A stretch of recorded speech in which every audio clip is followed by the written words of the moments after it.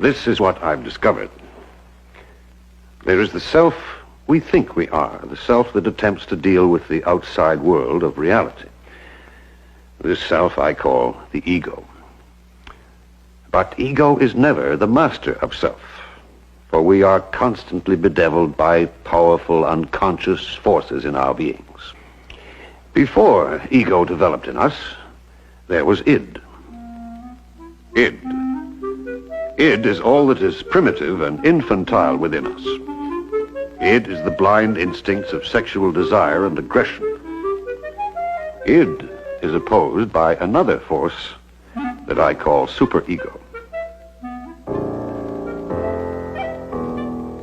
Superego is rigid, punishing, and repressive, an inheritance from the repression of our parents and the restrictions that are part of the society we grow up in.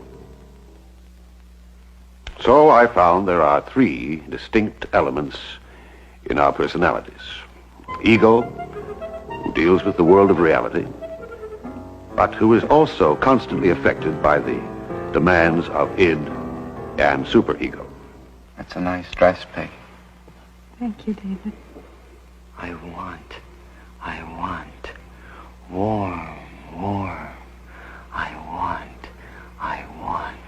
David, little gentleman, don't stare at ladies. You know better than that. Honor thy mother. Honor thy mother.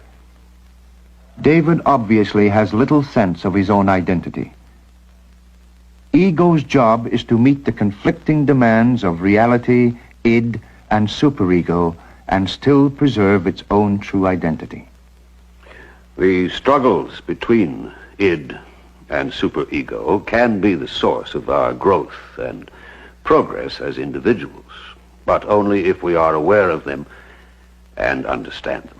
Without that understanding, we are enslaved by our unconscious drives and emotions.